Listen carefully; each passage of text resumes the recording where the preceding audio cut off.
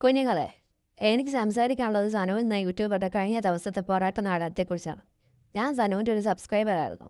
നിങ്ങൾ ഓരോ വ്യക്തികളെ മോശം പറയുമ്പോഴും അതിലേക്ക് മനം നൊന്തിരുന്ന ഒരു ആത്മാവ്. പക്ഷെ അരുതെന്ന് പറയാൻ ഇതുവരെ ധൈര്യം കിട്ടിയിരുന്നില്ല. കാരണം ഞാൻ അരുതെന്ന് പറഞ്ഞു കഴിഞ്ഞാലും നിങ്ങൾ അപ്പം എൻ്റെ അപ്പനെയും അമ്മയും പിടിച്ചിട്ട് പേശിയും കൊണ്ടുവരുവാക്കും. നിന്നെ ഇന്നത്തെ ചീപ്പ് നാടാൻ കണ്ടപ്പോൾ എനിക്ക് നിന്നോട് പുച്ഛവും വെറുപ്പും തോന്നിപ്പോയി സനു. പറയാതിരിക്കാൻ വയ്യ. കാരണം ആ അസുഖം കാരണം ബുദ്ധിമുട്ടുന്നൊരു വ്യക്തിയാണ് ഞാൻ. ഈ ഒരു അസുഖത്തിൻ്റെ ഭീകരത അറിഞ്ഞിരുന്നെങ്കിൽ ചിലപ്പോൾ നീ തന്നെ നാടകം കളിക്കില്ലായിരുന്നു. കാരണം നീ വിചാരിക്കുന്നതിനൊക്കെ അപ്പുറമാണ് അത് അസുഖം വരുമ്പോഴുള്ള വേദനയും അതിൻ്റെ വിഷമവും അതുമൂലം ഉണ്ടാവുന്ന ബുദ്ധിമുട്ടുകളൊക്കെ. അത് വെറുതെ വന്ന് കാണുന്നവർക്ക് അത് വെറുതെ വന്ന് തല കറങ്ങി വീഴുന്നു, അത് കഴിയുമ്പോൾ എണീറ്റ് പോകുന്നു, അത്ര മാത്രമായിരിക്കും. പക്ഷെ അത് അനുഭവിക്കുന്നവർക്ക് അങ്ങനെയല്ല. അത് നീ മനസ്സിലാക്കണമായിരുന്നു. നീ ആ അസുഖം വരുന്ന നിമിഷത്തെ ഒരു വേദന എന്ന് പറയുമ്പോൾ നീ ഇന്ന് ഊഹിക്കുന്നതിനൊക്കെ അപ്പുറമായിരിക്കും. അത് വരുന്നതിന് തൊട്ട് മുമ്പായിട്ട് ചിലർക്ക് അറിയാൻ പറ്റും ഇങ്ങനെ അത് വരാൻ പോവുകയാണെന്നുള്ളത്. ചിലർക്ക് അറിയാൻ പറ്റില്ല. ഒരൊറ്റ വീഴ്ചയായിരിക്കും. തലയുടെ ഒരു വശം വലതു ഭാഗത്തേക്ക്, തലയുടെ വലതു ഭാഗം വലതുവശത്തേക്കും ഇടതുവശത്തേക്കും ഒരേ സമയം 2 ഡയറക്ഷനിലോട്ട് കറങ്ങുമ്പോൾ ഒരു ഭീകരമായ അവസ്ഥയുണ്ടല്ലോ. തലയ്ക്കകത്തൂടെ ട്രെയിൻ ഓടുന്ന പോലെ തോന്നും. ട്രെയിൻ ഓടിപ്പോകുന്ന അത്രയും വേദന അനുഭവിക്കുകയും കുറച്ച് നേരം ആ വേദന നിൽക്കുകയും അത് കഴിഞ്ഞിട്ടാണ് തല ഇറങ്ങി വീഴുകയും ചെയ്യുന്നത്. തലയിറങ്ങി വീട് കഴിഞ്ഞാൽ ചിലപ്പോൾ ഒരു 3-4 മിനിറ്റിലോ, ചിലർ 5 മിനിറ്റിലോ, ചിലർ 10 മിനിറ്റിലോ എണീക്കുമായിരിക്കും. പക്ഷേ ഓരോരുത്തർക്കും ഇത് വരുന്ന ഡ്യൂറേഷനും അത് കഴിഞ്ഞിട്ട് അവർ ബോധം കെട്ട് കിടക്കുന്ന ഡ്യൂറേഷനും പലതായിരിക്കും. ഇത് വന്നു കഴിഞ്ഞാൽ, ബോധം കെട്ട് വീണ് കഴിഞ്ഞാൽ അവിടെ നിന്ന് എണീക്കുന്ന സിംറ്റം ഏകദേശം എല്ലാവർക്കും ഒരുപോലെ ആയിരിക്കും. അവിടെ നിന്ന് എണീറ്റ് കഴിഞ്ഞാൽ ഒരു നല്ലൊരു കോട്ടൺ ടവല തുണി വെള്ളത്തിൽ മുക്കി പിഴിഞ്ഞെടുത്തിട്ട് കഴിഞ്ഞാൽ എങ്ങനെ ഉണ്ടാവും? അതുപോലെ ആയിരിക്കും ശരീരത്തിൻ്റെ വേദന. തലയെന്ന് പറയുമ്പോൾ ഉണ്ടല്ലോ, വെട്ടി പൊളിച്ചെടുക്കുന്ന പോലെ ഒരു വേദന ആയിരിക്കും. നീ ഒന്ന് ഊഹിക്കുന്നതിനൊക്കെ അപ്പുറമാണത്. വെട്ടി പൊളിച്ചെടുത്ത് വെക്കുന്ന വേദനയായിരിക്കും. പിന്നെ ലൈറ്റ് ഇട്ട ഒരു റൂമിൽ അത്രയും പ്രകാശത്തിൻ്റെ മുമ്പിലോ അല്ലെങ്കിൽ ഓണാക്കി വെച്ച ഒരു ക്യാമറയുടെ മുമ്പിൽ ഇരുന്നിട്ട് ലൈവിൻ്റെ കമൻറ്റ് വായിക്കാനോ ഒന്നും പറ്റില്ല. നീ അതൊന്ന് മനസ്സിലാക്കണം സാനു. കാരണം അങ്ങനെ ഇരുന്ന് കഴിഞ്ഞാൽ വീണ്ടും ആ വേദന കൂടിയിട്ട് നമുക്ക് വീണ്ടും ഫിക്സ് വരും. ഡ്യൂറേഷൻ പലതാണെങ്കിലും സിംറ്റം ഏകദേശം ഒരുപോലെയെന്ന് പറയാൻ കാരണം അത് വരുന്നതിൻ്റെ ദൈർഘ്യം അനുസരിച്ചിരിക്കും, അതിൻ്റെ കാഠിന്യം അനുസരിച്ചിരിക്കും. ചിലർക്ക് 1-2 മിനിറ്റിൽ വന്ന് ബോധം കെട്ട് പെട്ടെന്ന് എണീക്കും. അങ്ങനെയുള്ളവർക്ക് ഒരു 4 അല്ലെങ്കിൽ 6 മണിക്കൂറെങ്കിലും ഉറങ്ങി എണീറ്റ് കഴിഞ്ഞാൽ നേരെ നിൽക്കാൻ പറ്റും. പക്ഷെ അപ്പോഴും നേരെ നിൽക്കാൻ പറ്റുമെന്നുള്ളതിനുപരി തലവേദനയും അതുപോലെ തന്നെ ശരീരവേദനയും ഉണ്ടാവും. അതേസമയം 5-10 മിനിറ്റ് വരെയൊക്കെ ബോധം കെട്ട് കിടക്കുന്ന ഒരു വ്യക്തികളാണെങ്കിൽ കുറഞ്ഞത് 24 മണിക്കൂറെങ്കിലും അവർ റെസ്റ്റ് എടുക്കണം. 12-16 മണിക്കൂർ വരെ ഉറങ്ങി എണീറ്റ് കഴിഞ്ഞാൽ മാത്രമേ അവർക്ക് ഒന്ന് നേരെ നിൽക്കാൻ പറ്റൂ. അപ്പോഴും തലവേദനയും ശാരീരിക വേദനയും ഉണ്ടാവും.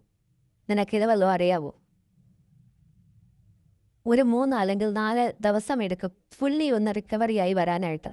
ചിലർ ഛർദ്ദിക്കില്ല. അതുകൊണ്ടാണ് എല്ലാവർക്കും വരുന്ന ഡ്യൂറേഷൻ വേറെയാണെങ്കിലും അതിൻ്റെ സിംറ്റംസ് അത് കഴിഞ്ഞിട്ടുള്ള ആഫ്റ്റർ എഫക്റ്റ് ഏകദേശം ഒരുപോലെയാണെന്ന് പറഞ്ഞത്.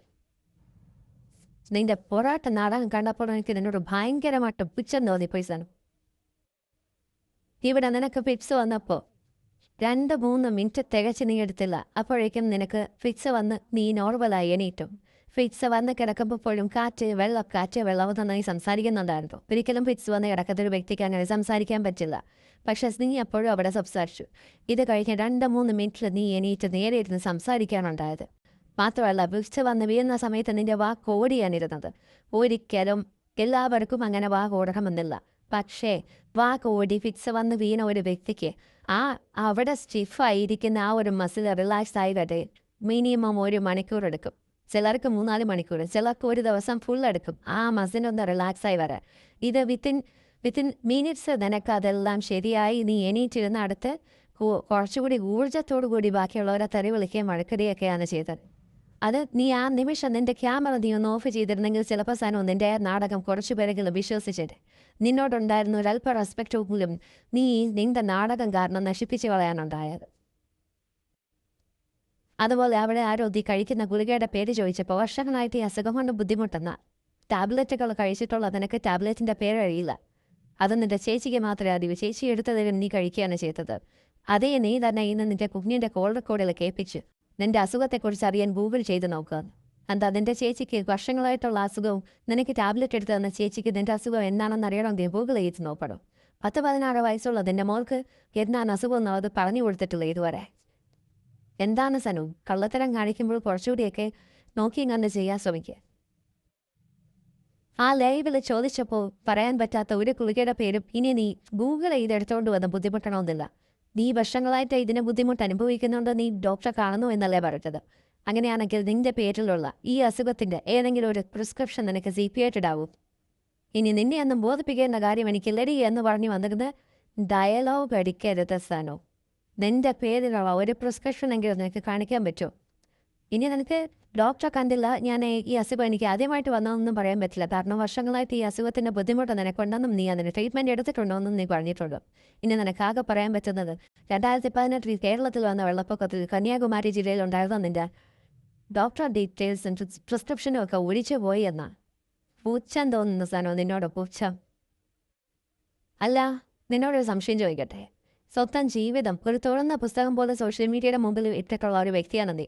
സ്വന്തം ലൈഫിൽ നടന്നിട്ടുള്ള ഓരോ ചെറിയ കാര്യങ്ങൾ പോലും നിന്റെ ലൈവിലൂടെ നീ വിളിച്ചു പറയുമായിരുന്നു. നിന്നോട് ആർക്കൊക്കെ ക്രഷ് തോന്നി, നിനക്കാരോടൊക്കെ ക്രഷ് തോന്നി, എത്ര കല്യാണം കഴിച്ചു, അതിലെങ്ങനെയായിരുന്നു, അനൂപ് ഇന്നത്തെ ദിവസം എത്ര ഉമ്മ തന്നു എന്നെല്ലാം ലൈവിലൂടെ വിളിച്ച് പറഞ്ഞ് ഓരോ ചെറിയ കാര്യങ്ങളും മറ്റുള്ളവരെ അറിയിച്ച് അതിലൂടെ എല്ലാം വരുമാനം കണ്ടെത്താൻ ശ്രമിക്കുന്ന നീ വർഷങ്ങളായിട്ട് അനുഭവിക്കുന്ന നിന്റെ ഈ അസുഖത്തെക്കുറിച്ച് എന്തുകൊണ്ട് നീ സോഷ്യൽ മീഡിയയിൽ ഇതുവരെ തുറന്നു പറഞ്ഞില്ല? പിരിവ് നടത്താൻ പറ്റിയ നല്ലൊരു ഉപായമായിരുന്നിട്ടും എന്തുകൊണ്ട് സനു അത് നീ ഇതുവരെ വിളിച്ചു പറയാൻ മടിച്ചത്? ഇതിലൂടെ ആകെ ഗുണമുണ്ടായത് അനൂപിനെ തന്നെ പൊട്ടിക്കാൻ പറ്റിയല്ലേ? അത് മാത്രം നിനക്ക് ഗുണമുണ്ടായി. പക്ഷേ നിന്റെ കള്ളത്തരങ്ങൾ ഒരുപാട് പേര് തിരിച്ചറിഞ്ഞു. പിന്നെ ഇത് ഫിക്സ് അല്ല, പാനിക് അറ്റാക്ക് ആണെന്ന് പറഞ്ഞ് വരുന്നവരോട് വെറും പുച്ഛം മാത്രം. കാരണം പാനിക് അറ്റാക്ക് ആണെങ്കിൽ പോലും അവളുടെ കൂടിപ്പോയ വായി നേരെയായി വരാൻ മണിക്കൂറുകളെടുക്കും. മിനിറ്റുകൾക്കാകും വെച്ചിട്ട് ഈ കൂടിപ്പോയ വായി നേരെയായി അവൾ എണീറ്റ് വന്നതിൻ്റെ പിറകിൽ മാജിക് എനിക്ക് മനസ്സിലാവുന്നത്.